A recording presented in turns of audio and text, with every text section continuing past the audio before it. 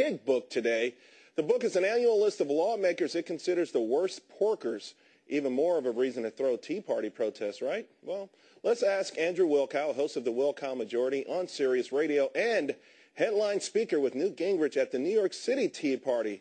Oh, that's heady stuff there. I was pretty honored when they asked me to do it. You have to be pretty honored. What do you make of all of this? I mean, there's the pork stuff, the taxing, the spending.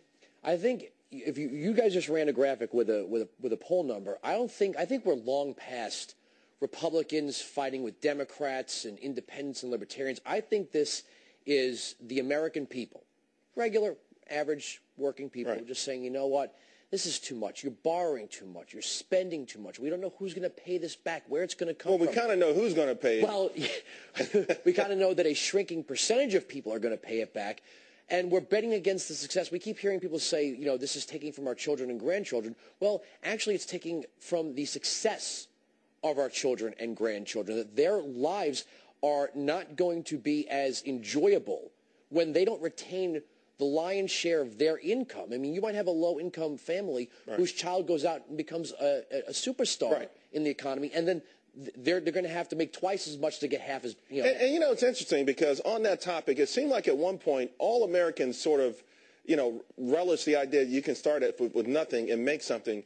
Over the last couple of years, though, the politics of envy seems to have seeped into the consciousness of the American. At least, you know, that's what happened to catapult Obama to the White House. Do you think you can reverse that kind of thinking?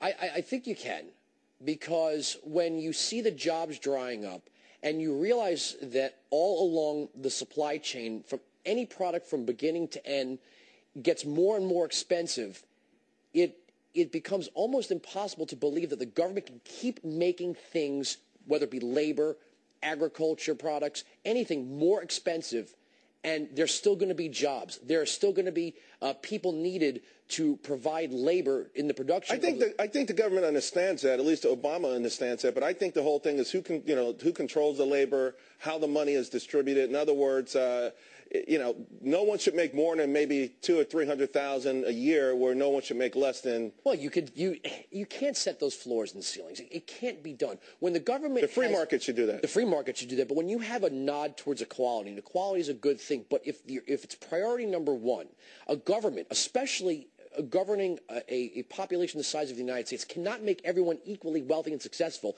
but they can make everyone equally miserable and poor.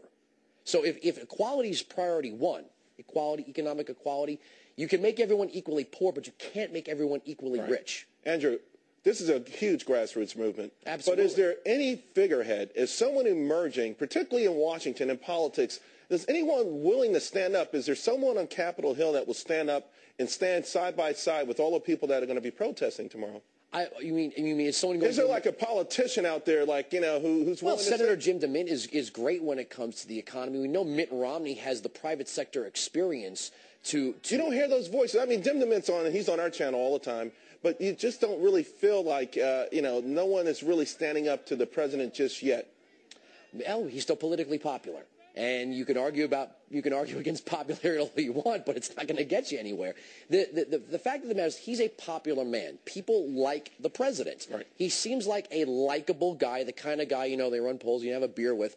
But these policies, I think little by little, day by day, week by week, and month by month, are going to erode his popularity when people start saying, this is Barack Obama's policy, and it is Barack Obama's policy. He is the president. They can only say George Bush for how much longer? We've only got 20 seconds left. Right.